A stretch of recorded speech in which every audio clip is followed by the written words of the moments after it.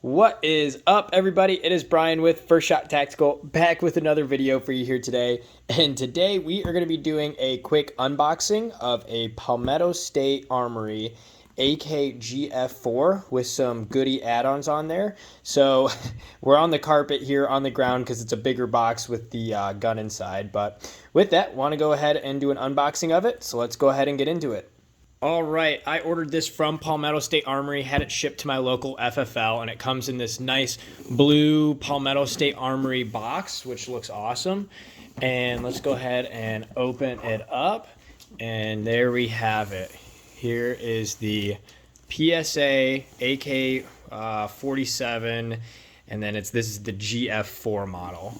And again, it's got some other extra parts on that I'll go over here. But let's go ahead and talk about what's actually in the box. So the first thing I want to point out is it did come with these two on the trigger guard, which I cut off and looked at it. But this is just, I think inventory tab that was on the trigger guard here. And then as well, you have a inspection report. Looks like it was stamped by whoever triangle number 11 is. Did the inspection on it. So that's just letting you know that it was inspected before it left. In this bag here, they do give you one mag, and I believe this is Palmetto State Armory's brand, or actually, this is actually a Magpul one. So this is a Magpul AK mag that they give you for 7.62. And then as well in the bag, they give you a nice lock, and this one actually has their Palmetto State Armory logo on it, but this is just gonna go in the closet probably. And then as well in the bag, we have the manual for it, as well as a nice sticker here too for you. So if you want to do some reading, you got the manual here, kind of goes over the parts, overview of the gun, how to take it apart, reassembly, etc. So they send that with you too. As well, over on the other side of the box, they do give you the other sticker. So you get two nice stickers with it for Palmetto State Armory. And then as well, the main thing, you have your firearm, which this thing looks sweet. Let's go ahead and take a closer look at the firearm now. So here's the actual gun here. We'll go ahead and get it out and take a look here. And it does come with this little rubber thing to protect the charging handle, I guess. But I already took a look. It's already a little scuffed up, but no big deal. It's going to get scuffed up anyway. And then you can also pull this out. I'm at an awkward angle here. There you go. Hold it back. And you can pull out the little flagger there. Make sure it's clear. Awesome. And here's what we have then. So let's actually do a quick walkthrough as far as what this came with, because this is stock from PSA, or at least a package deal that they gave on their website. So let's walk through what all is on this model. All right, let's start as Grand Thumb says, tip to butt here, take a look at it here. So again, this is in general, this is the AK GF4 model you can see here. And really I wanted an AK that had a modern look to it. So that's ultimately why I choose this one. And again, all of these features I'm about to go over came with it here. So the first thing on the tip here, this is a JMAC muzzle brake. And this is actually a key micro adapter. So if you have a Sandman S, or dead air suppressor, this will go right on with that key micro adapter right on it, which I'm planning to use a Sandman S on this. So right out of the gate, perfect.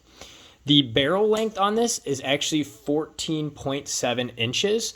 So in order to make this not a pistol and a rifle, they actually came from the factory. You'll see right here, it is pinned and welded on, the muzzle brake is.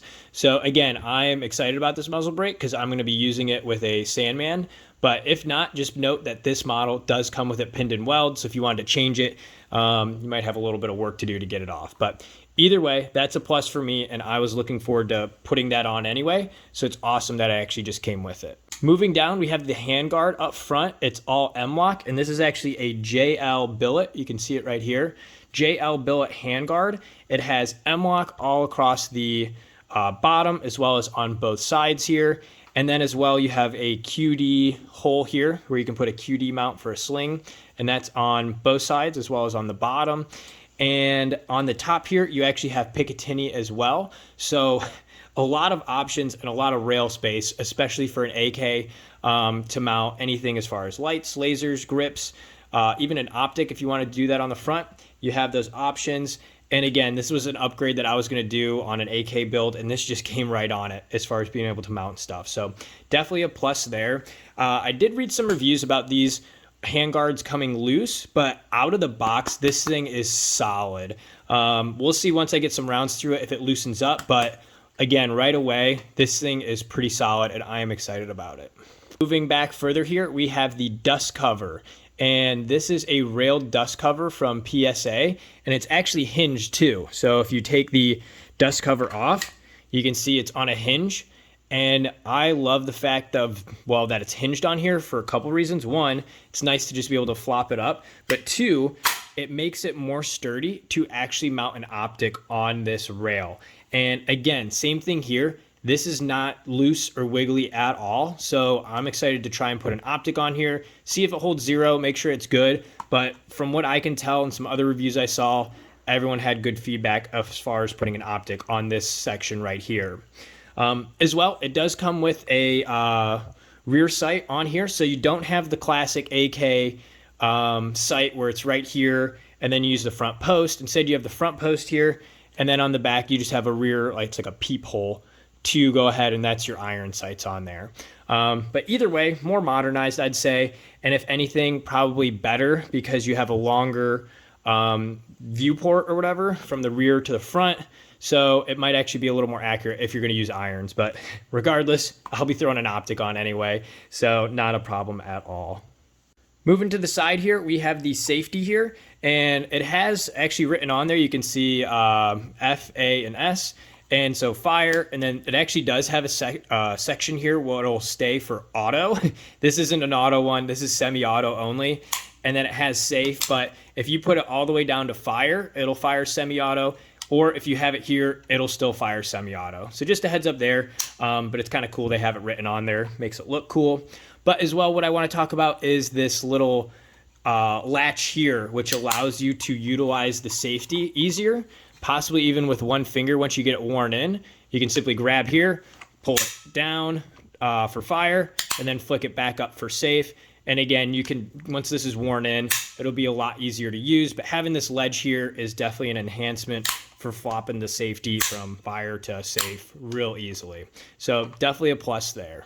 Moving to the trigger now, the trigger is not an ALG trigger, which a lot of the PSA AKs come with an ALG trigger in the package, and that was the one downside I wish it had. But instead, you can see this is a silver one. This is, they call it just an enhanced trigger. I think it just has a lighter trigger pull. But in general, if you know anything about AK triggers, if you want to loosen it, you can simply go in and file down the hook on it for, you know, where it releases, and you can get a lighter trigger pull just by doing that. But don't do that too much, otherwise you're gonna, you know, ruin your trigger. But either way, it is not a stock trigger. It is an enhanced version. So good in between as far as the trigger. And I'm excited to test it out and see how it goes. If you want to see like what the trigger pull looks like here, go ahead and let you see real quick. So we got a little wiggle, wiggle, wiggle, and then there's the fire. Let's go ahead and reset, letting off. There's the reset, and then pull again. There it goes. So honestly, not bad. Again, because this is a quote-unquote enhanced version, so not a bad trigger pull to begin with. I can definitely tell, though, it's not ALG level, being, you know, like 2.5 pounds, but overall still a quality trigger. Moving to the other side here, you do have your optic mount. So if you didn't want to use the Picatinny rail up top, you can do the optic mount, like a Midwest Industries one, to mount an optic on top. So you do have that still. The grip here, this is a Magpul grip, so it's nice that it came right on there. Awesome texture, good feel. This is just like a plastic or polymer. It's not the rubber one, but still definitely better than just, you know, a normal grip. Moving back a little further then, let's talk about the rear. So the rear, we have on here an adapter for a AR buffer tube, and you can see that's on here. And I'm actually not sure what brand this is. I don't know if it's PSA's or what, but good quality as far as this being on there. And, you know, it's just solid, I would say. So it's nice. You got the buffer tube, and you can actually see here on top that they did stake it, so it's on there pretty good. And again, if you want to swap out then the stock for something else, you can. It did come with this one, so just the MOE Magpul one.